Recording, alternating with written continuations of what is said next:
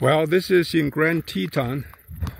I just came from Yellowstone. Maybe I'll pick a topic on the subject of supervolcanoes. As we know, Yellowstone is a supervolcano, and that volcano covers the entire Yellowstone National Park and more. In fact, I think it's 45 by 35 miles in dimension. So think of a volcano that is 45 miles by 35 miles, and that is a massive volcano. That's called a caldera. A caldera is the hot chamber that is right underneath the surface of the earth, and the vent of the volcano is not the thing. It's the caldera. Think of a crust of mud, okay, crusted on top, but there is a chamber of hot air underneath, and that hot air will build up the pressure. Eventually it might just pop. If it pops, that whole bubble will pop. It's not just a tiny little vent. So that bubble is 35 by 45 miles in dimension, and the super volcanoes are very rare, both in time and in space.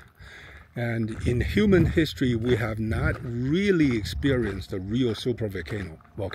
I think the 19th century volcano in Indonesia, I forgot the name of that supervolcano. That might be one of them. And then there is another one in Mediterranean during the Middle Ages. That's the one, Santorini. That's the island of Santorini, which I visited a couple of years ago. That's a pretty significant volcano. Those volcanoes, when we call them significant, are big, huge volcanoes, because they have enough power to alter the direction of a civilization. More specifically, supervolcanoes. Let's talk about supervolcanoes. The Yellowstone is a supervolcano, and that volcano has exploded, erupted about 650,000 years ago. So think about that time frame. That's when humans have not even left Africa. Homo sapiens are still in Africa. There are no related species in Eurasia, let alone in America, because America at that time had no humans. The earliest evidence of human Homo sapiens are the Aboriginal, the Indians that came about between 15,000 to 30,000 years ago, depends on who you ask. So the 650,000 years is really a long time ago, but in Earth time, that's really not much. It's not much. So that volcano, when it erupted, could basically blanket the entire Earth with thick layer of dust and smoke, and pretty much change Earth climate in an instant. We're talking about in a matter of days. The thick layer of smoke, the thick layer of dust will blanket or encapsulate the entire, or how to say, encase, yeah, that's the right word, encase the entire Earth. And what that means is that it would immediately block out most of the sun, and the photosynthesis, for that matter, will have to stop or be dramatically reduced. So photosynthesis, if that gets stopped, there will be no plankton microbes surviving in the ocean, and most of the vegetations and trees and plants will die out. With that, the food chain is disrupted. All the herbivores, all the all the things that eat grass will die. All the carnivores that eat the herbivores, eat the proteins, animal proteins, they will die. So supervolcano can easily cause a third of the species to extinct, to go extinct. But in human history, there are no supervolcanoes, I think. In fact, supervolcanoes have been blamed by some scientists, have been identified as possible causes of some of the mass extinction events in Earth's life cycle, in Earth's history. But in human history, we're talking about there's one huge one in Indonesia. There's not a couple of others in the Mediterranean. In fact, one of them, I forgot, it was about 6,000 years ago. That caused the so-called Bronze Age collapse. Bronze Age collapse, it means there is a dramatic disruption in terms of the natural environment. All of a sudden, that caused the food chain to break, and humans are living around the Mediterranean, particularly north of the Mediterranean, suffers the most. There is mass starvation, and caused those people to migrate away, and some of them to migrate away towards the South Mediterranean, and they start to attack the civilization of Egypt, the civilization of ancient Greek, and they were called the Sea People. Today, it's still hard to identify who they are because the Egyptians called them Sea People. They could not identify which country, which nation, or which tribe, or which kingdom, I would say, which kingdom they came from. They just came out of nowhere, started to attack. And later, some scientists believe that's because of that supervolcano disrupted the climate and disrupted the food chain, caused those massive starvation. People start to flee from their homeland in search of new food, a new source of food and place to live, and they start to attack the place where there's still food, which is Egypt. And that partially blamed for collapse of the Bronze Age and also for the Egypt's dynasties, or whatever you call it. So the supervolcano, in this sense, can really change the direction of civilization. And according to scientists, they found that the Yellowstone volcano has roughly a period of 600 to 700,000 years in between two major eruptions.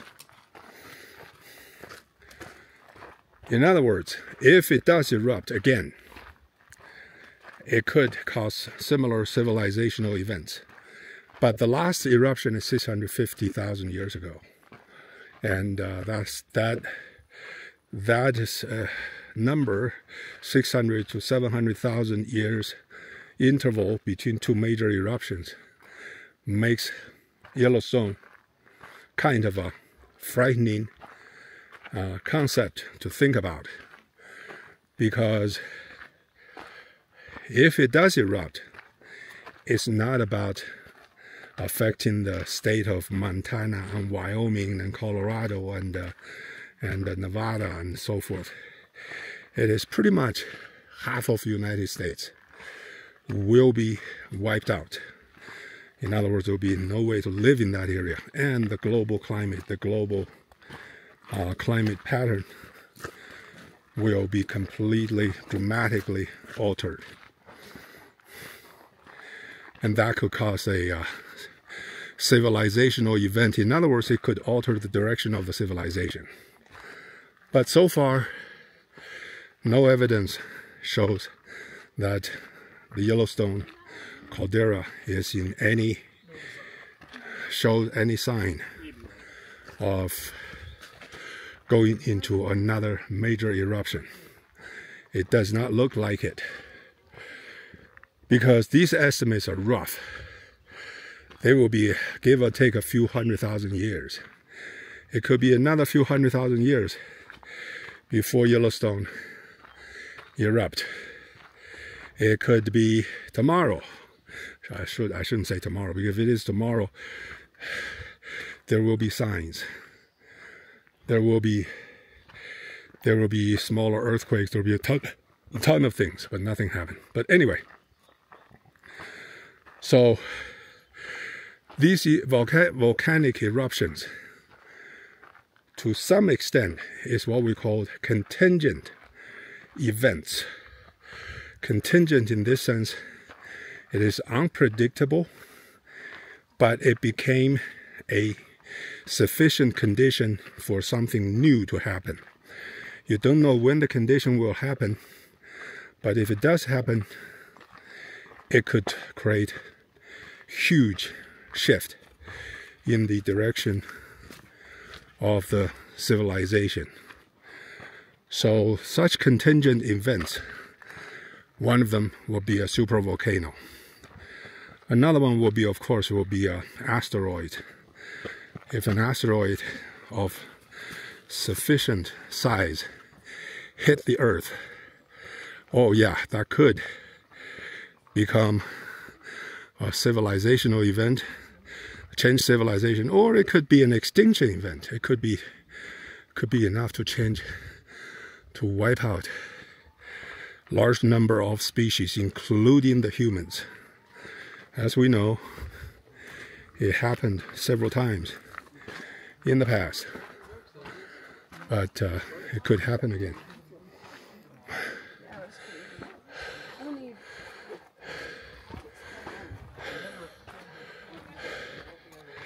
In 65 million years ago, a volcano of roughly 10 miles in diameter hit the Yucatan Peninsula in Mexico today. That event wiped out 99.99% of the dinosaurs in a matter of years, or a matter of 100 years. All of a sudden wiped out. Because even if you say they're wiped out in 100 years, that's an instinct in Earth time. Because dinosaurs have been on Earth for hundreds of millions of years. And they could be wiped out. But it is precisely because of that event that created opportunities for mammals to thrive. We are all mammals. We share a common ancestor with all mammals. At that time, mammals are tiny,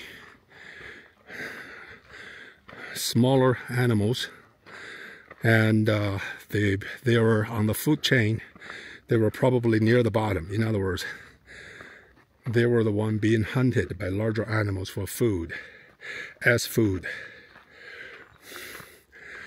And the top of the food chain, most likely, are the dinosaurs.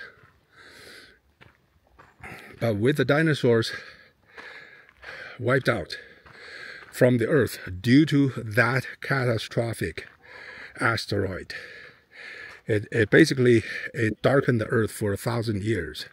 For a whole 1,000 years, the Earth was basically nuclear winter. When I say nuclear, it's a quote-unquote winter that covered with thick shroud of dust, and no plants, no vegetation. So everything is just winter now. And that gives the little mammals an opportunity to thrive, because it does not need a whole lot of food to survive, and its predators are mostly gone. And because of that, afterwards, in the next few million years, mammals become much bigger. So they evolved to become bigger and bigger. And of course, many mammals evolved to become predators. And the biggest mammal, as we know, are the elephants. Or actually not the elephants. The biggest mammal are the whales. They're the biggest. But we all share a common ancestor. So in this regard, this contingent event of asteroid hitting the Earth is an event as human species we should feel grateful. Because without it, today, the Earth may be dominated by the offsprings or the natural selected offsprings of dinosaurs. As we know, dinosaurs reproduce through eggs, not like mammals reproduce through natural birth. And I don't know if the eggs will be, that form will be enough to make the species a smart one, but who knows? But as a branch of the mammal species, we should feel thankful. And same goes with those supervolcanoes. They altered the civilization, and with the Bronze Age collapse and all of that, Iron Age emerged. And with Iron Age, technology rapidly advanced. And you know, iron is much more difficult to smelt. I think that's the word. But it is much cheaper to obtain from the earth. The iron core are everywhere. Iron has a quality much better than bronze, than copper and zinc. They're harder, they're stronger, and they're more suitable for making weapons and making other things. Even today, I mean, most of the gun barrels and the cannon barrels are made from iron and steel. They're not made from copper. And of course also other tools. I mean, almost everything we use today, some of the best, most precise tools are all made of materials mostly from iron, whether it's stainless steel or high quality steel or steel alloyed or aluminum alloyed. Aluminum is another good metal, but nothing compared with iron in terms of its pervasive use and in terms of its superb physical quality. So Bronze Age collapse, I'm not quite sure how we could, I don't know enough to say that has affected humanity as much as the other events.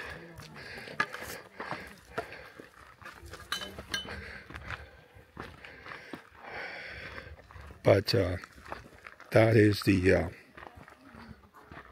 topic of the super volcano of Yellowstone, and I'm amazed how many tourists are on this trail. If this trail is in Alaska or in upper Canada, I would be the only person hiking. But here it's just hordes and hordes and hordes of people, probably because this trail is relatively easy. It's relatively level. So there are a lot of children, a lot of older people, and I should have picked a trail that is a little steeper, so to have more solitude, what you call it, how you put it. Anyway.